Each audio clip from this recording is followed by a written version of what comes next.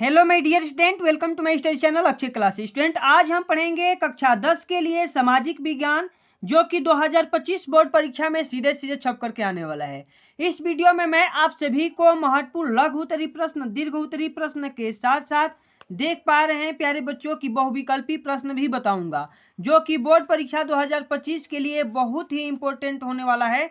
इसलिए आप इस वीडियो में अंत तक बने रहिएगा। और यदि आप हमारे चैनल पर पहली बार विजिट किए हैं तो हमारे चैनल को सब्सक्राइब करके बेल आइकन वाला घंटी दबा लीजिएगा। ठीक है प्यारे बच्चों, मैंने जितना मेहनत किया है उस मेहनत के हिसाब से आप मुझे इस वीडियो पर 1 के लाइक करवा दीजिएगा। ठीक है, और अपने दोस्तों में भी शेयर कर दीजिएगा ताकि मैं आप सभी के लिए ऐसे ही अच्छा वीडियो बनाता रहूं। ठीक है प्यारे बच्चों, तो चलिए बिना देर किए एक एक प्रश्न को पढ़ते हैं और सबसे पहले स्टार्ट करते हैं बहुविकल्पी प्रश्न से। आपका प्रश्न है कि भारत में पंचायती राज की स्थापना हुई थी 1980 ईस्वी में, 1990 ईस्वी में, 1992 ईस्वी में या 2004 में। तो देखिए, भारत में पंचायती राज की स्थापना जो हुई थी प्यारे बच्चों, वो हुई थी 1992 ईस्वी में। इसलिए ऑप्शन सी आपका बिल्कुल सही हो जाएगा। अब आपका अगला क्वेश्चन है कि महिलाओं की समाज में बराबरी की मांग के आंदोलन को क्या कहा जाता है? महिला मुक्ति आंदोलन, नारीवादी आंदोलन, नारी शक्ति या इनमें से कोई नहीं। तो महिलाओं की समाज में बराबरी के मांग के आंदोलन को नारीवादी आंदोलन कहा जाता है।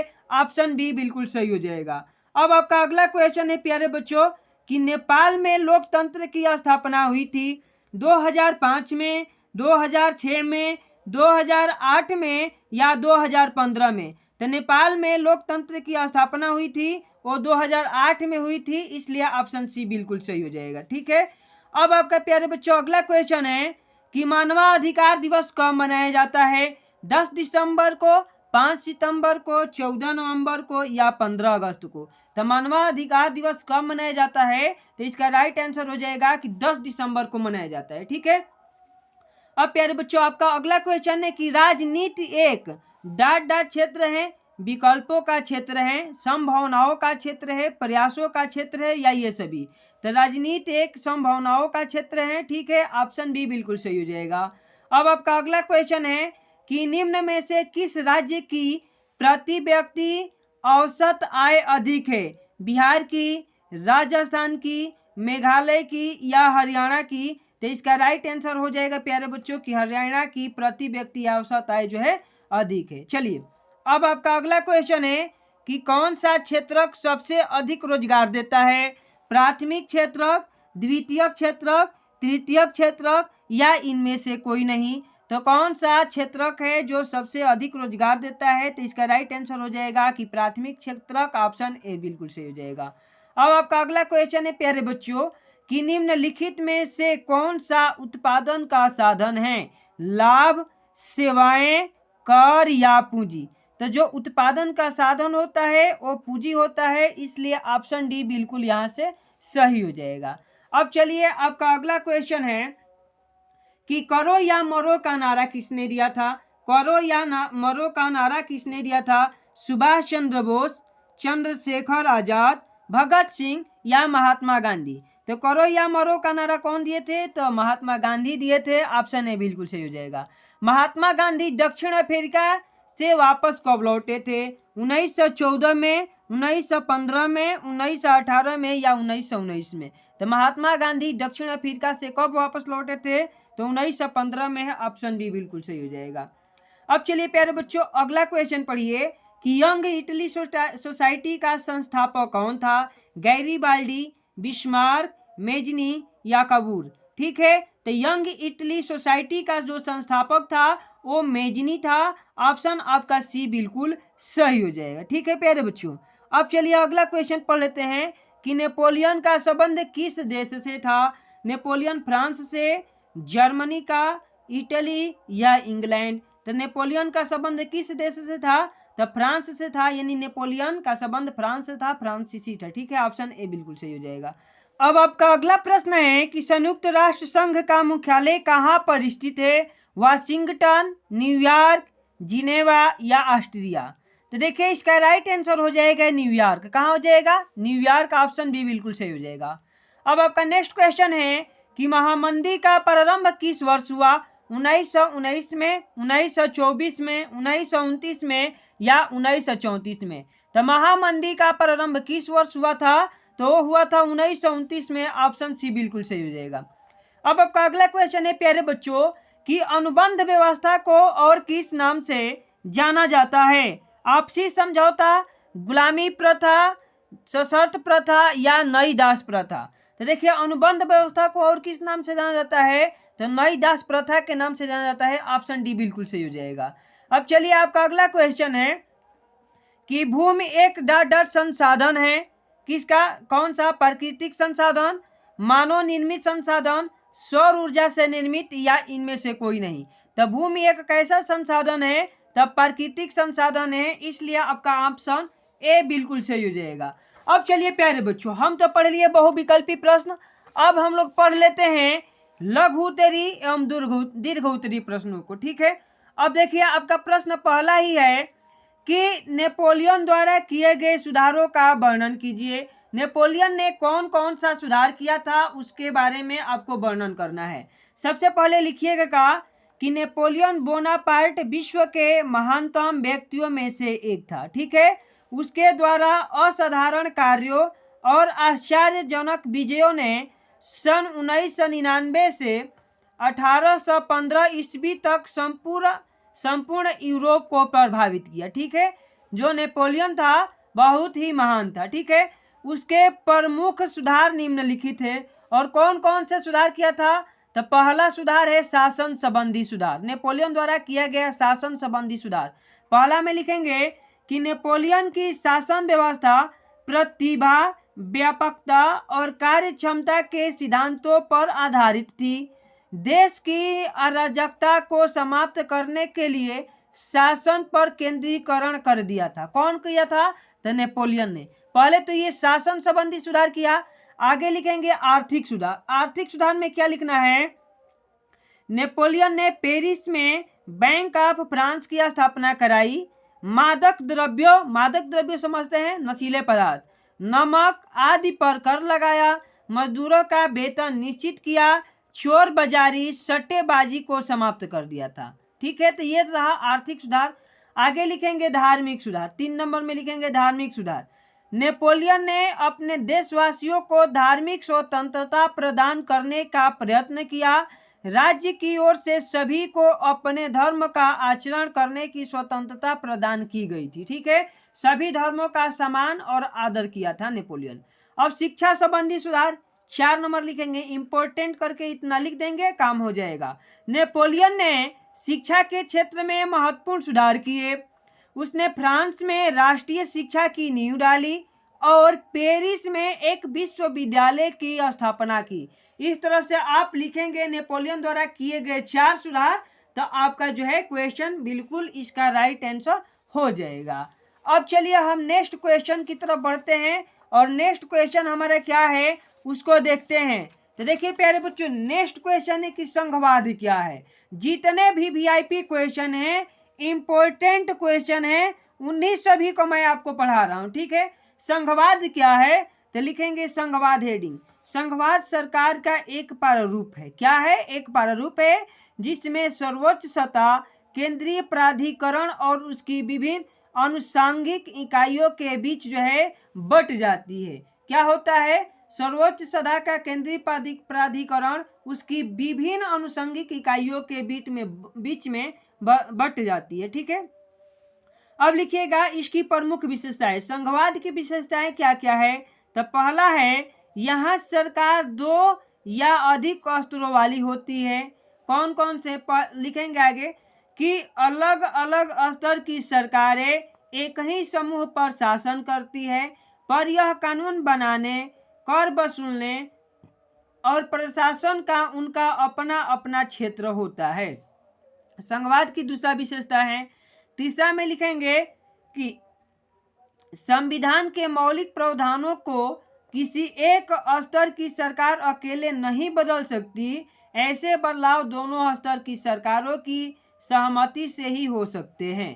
तो इस तीसरा हो जाएगा।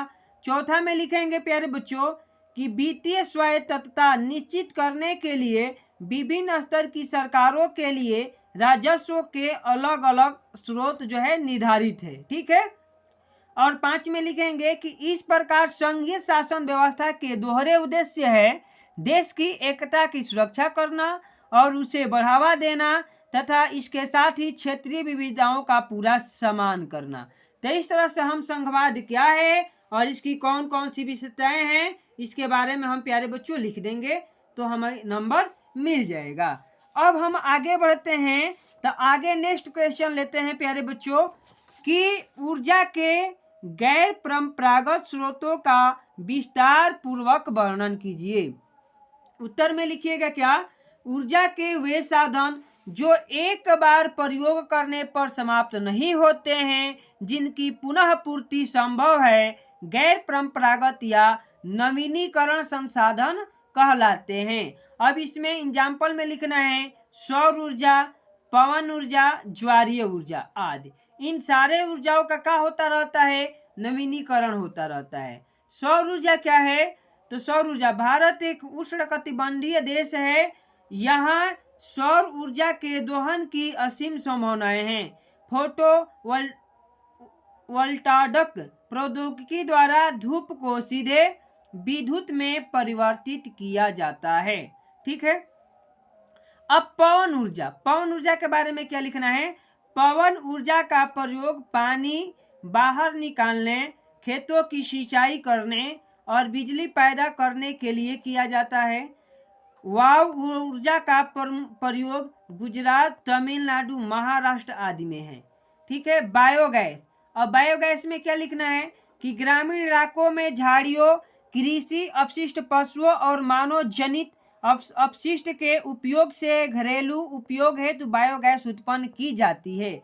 और भूतापीय ऊर्जा चौथा क्या है ऊर्जा के गैर परंपरागत स्रोत में, तो भूतापीय ऊर्जा लिखेंगे पृथ्वी के आंतरिक भागों से ताप का प्रयोग कर उत्पन्न की जाने वाली विद्युत को भूतापीय ऊर्जा कहते हैं। तो इतना लिख देना है। ठीक है। अब लिखेंगे प्यारे बच्चों कि भारत में संघीय व्यवस्था कैसी है, इसके 4 लक्षण बताइए। भारत में संघीय व्यवस्था कैसी है और इसके 4 लक्षण बताइए।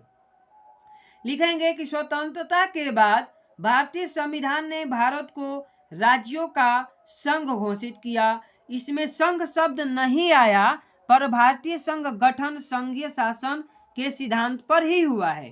पहला, 2 स्तरीय शासन व्यवस्था। कौन कौन से, एक तो केंद्र स्तर की सरकार रहेगी और एक राज्य स्तर के। लिखेंगे कि संविधान ने 2 स्तरीय शासन व्यवस्था का प्रावधान किया था, संघ सरकार और राज्य सरकार। बाद में पंचायतों और नगर पालिकाओं के रूप में संघीय शासन का तीसरा स्तर भी जोड़ दिया गया। अब कठोर संविधान, देखें हमारे देश में केंद्र व राज्य के बीच सत्ता का बंटवारा लिखित रूप से किया गया है। इसमें परिवर्तन करना आसान नहीं है, इससे बहुत सारी मंजूरी लेनी पड़ेगी। इसमें बहुत सारी मंजूरी लेनी पड़ेगी। शक्तिशाली न्यायपालिका, जो भारतीय संघीय व्यवस्था का एक ये भी लक्षण है कि शक्तिशाली न्यायपालिका है। संघात्मक शासन में न्यायपालिका की महत्वपूर्ण भूमिका होती है। ठीक है। भारत में शक्तियों के बंटवारे से संबंधित विवाद का फैसला उच्च और सर्वोच्च न्यायालय में होता है। वित्तीय स्वायत्तता, सरकार चलाने और अपनी जिम्मेदारियां निभाने के लिए केंद्र और राज्य सरकारों को कर लगाना, राजस्व उगाहना और संसाधन जमा करने का अधिकार है। केंद्रीय संघवाद, भारतीय संघात्मक शासन अन्य देशों के शासन से भिन्न है। अन्य देशों के शासन से क्या है, भिन्न है। भारत में 2 प्रकार की सरकारें होते हुए भी केंद्र को शक्तिशाली बनाया गया है, इसलिए संघ को एकीकृत संघवाद भी कहा जाता है। भारतीय संघ को एकीकृत संघवाद भी कहा जाता है। चलिए प्यारे बच्चों, अब हम पढ़ते हैं नेक्स्ट क्वेश्चन। नेक्स्ट क्वेश्चन हमारा क्या है कि जल दुर्लभता क्या है। जल दुर्लभता क्या है, इसके मुख्य कारण क्या है। तो लिखेंगे कि जल के विशाल भंडारण तथा नवीनीकरण गुणों के होते हुए भी यदि जल की कमी महसूस की जाए तो उसे जल दुर्लभता कहते हैं। विभिन्न क्षेत्रों में जल की कमी या दुर्लभता के लिए निम्नलिखित कारण उत्तरदायी हो सकते हैं।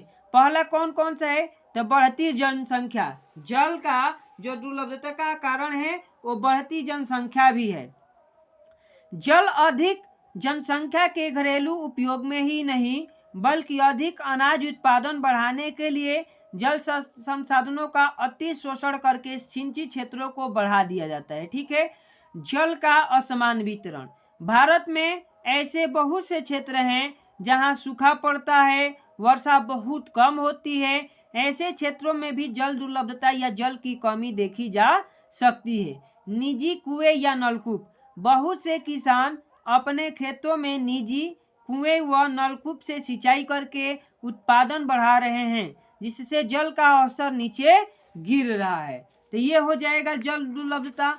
उसके आगे हम लिखेंगे प्यारे बच्चों, आगे हमारा क्वेश्चन है कि जैव विविधता क्या है। एकदम इम्पोर्टेंट सारे के सारे क्वेश्चन है। ठीक है। जैव विविधता क्या है, इसकी महत्ता का वर्णन कीजिए। मानव जीवन में इसकी महत्ता का वर्णन कीजिए। तो जैव विविधता लिखना है कि जैव विविधता जीव मंडलों में पाए जाने वाले जीवों के विभिन्न जातियों में पाई जाने वाली विविधता है। दूसरे शब्दों में कहे तो जैव विविधता वनस्पति एवं प्राणियों में पाए जाने वाले जातीय विभेद को प्रकट करती है। भूपृष्ठ पर वर्तमान जैव विविधता अरबों वर्षों से हो रहे जीवन के सतत विकास की प्रतिक्रिया का परिणाम है। पर्यावरण ह्रास के कारण जैव विविधता का क्षय हुआ है।